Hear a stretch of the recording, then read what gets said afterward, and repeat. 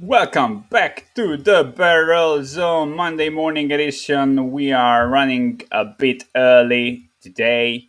Hope you had a great weekend, especially those who celebrated 4th of July. So yeah, I just wanted to talk about a few baseball games. We don't have NBA today. I have two bets logged in. Looking at the third game, really ugly slate. Not a lot of good pitching, but we are just going to pick a few spots to discuss here. So the first game I want to talk about is the Milwaukee and Mets game, Woodruff McGill. So yeah, Milwaukee opened up as a huge favorite. This is so far off my numbers, I almost couldn't believe it. So yeah, I'm around like plus 120 on the Mets, and we get like plus 140. I had to like triple check. So yeah, I like the Mets here. They are fully healthy at home. No real core piece missing from the offense, and I think McGill is all right. Their starting pitcher. He pitched twice in the MLB, back-to-back starts against the Braves. Obviously, not the easiest out, but Milwaukee on the road, I think, will be a huge step down in competition for him. So McGill was fast-tracked from Double A. He had a 3.1 ERA there, 3.7 ERA in Triple A. In two starts so far in the MLB, he has a 50% ground ball rate, 30% K rate. He had pretty high swinging strike rates in the minors.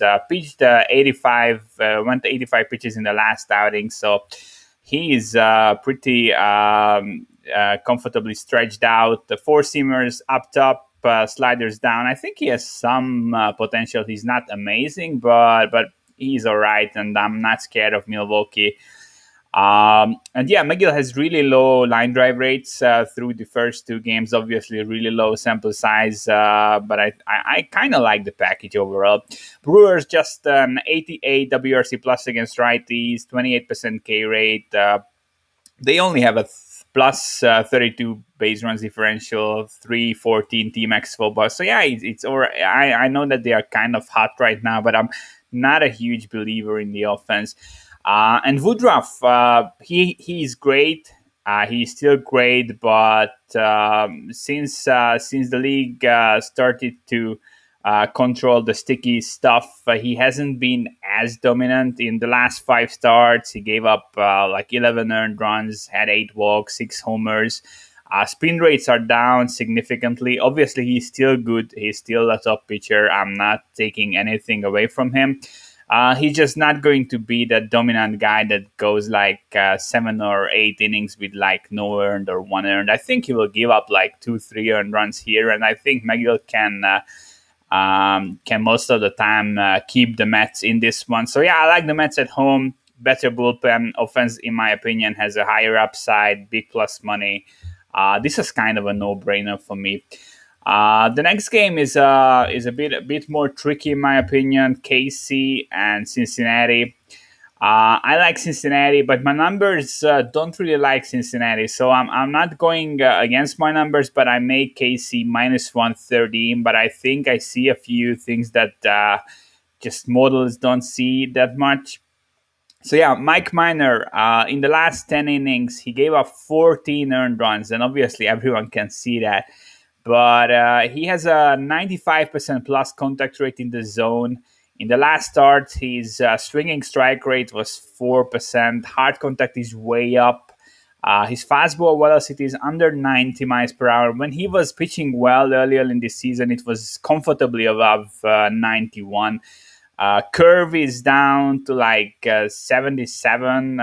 When he was pitching well, it was like above 80 miles per hour. So yeah, just velocity drops across the ball board, not missing any bats. I just don't think everything is all right with him. I'm not sure if it's the sticky stuff being gone or health issues, but everything is kind of pointing towards him not being fully healthy, in my opinion. So yeah, Gutierrez. I think this is a great buy low spot on him. I kind of like the guy. 2.6 ERA in AAA just 17 innings. He was hit around in the last three starts, but he faced the Padres twice and the Braves once. Gave up 14 earned runs in the last three starts. But before that, He had four starts where he gave up no more than two earned in either of those starts. He faced Milwaukee twice, the Cardinals and the Cubs. And he gave up two, two, two, and one earned. He's not great, but not terrible late either. I think he's just a bit overlooked in this spot, coming off three difficult games. With the minor not being 100%, Gutierrez being a bit overlooked, I think this is a good spot to go with the Reds. They won four straight. The bullpen is a bit overworked. That's an issue. That's why I think this is not as great of a bet as the Mets one. So yeah, they won four straight, and the key arms are a bit overused, and it's not a great bullpen to start with. But I mean, KC 2-8 in the last 10. I just don't see anything here that would tell me that an offensive outburst is coming, and I think just offensively they are much closer to the teams that Gutierrez dominated before this rough patch he hit against the Padres and the Braves. All right, one more game I want to talk about. This is off the board at most shops. The Cardinals Giants game. I'm not sure if this five dimes line is online at plus 171, but that's an insanely good line to grab the Cardinals at. But I really like the bet online line as well at plus 164. And I like the over as well. I think the 7 is really low. So yeah, Kim has been pitching all right. He's coming off 97 pitch outing, 5 innings, 1 earned against Arizona. He had 5 Ks. He's really, really good at managing just contact. 45% ground ball rate, 30% hard hit rate. He has a 13% infield pop-up rate.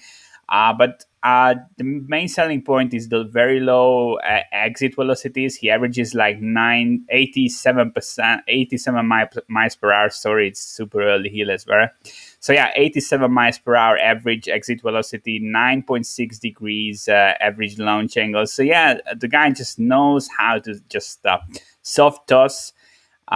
He's a lefty. Giants are almost always overpriced against lefties. The underlying stats are nice, and just people are just betting them blindly. The lefty mashers. So yeah, Gaussman.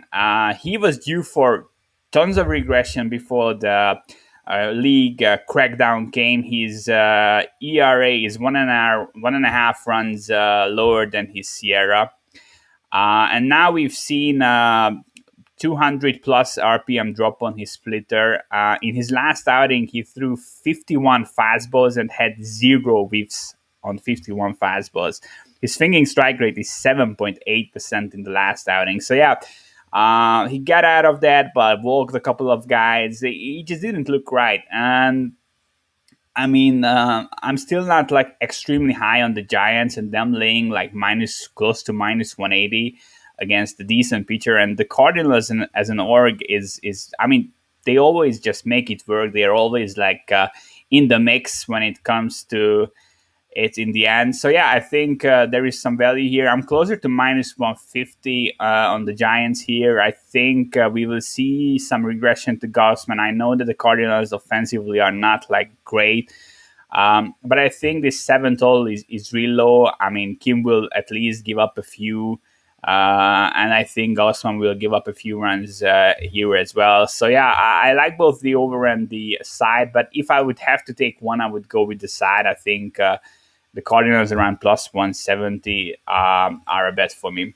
All right, just 10 minutes. We got this done. I don't really. None of the games, the other games are too interesting for me. So I just don't want to waste your time.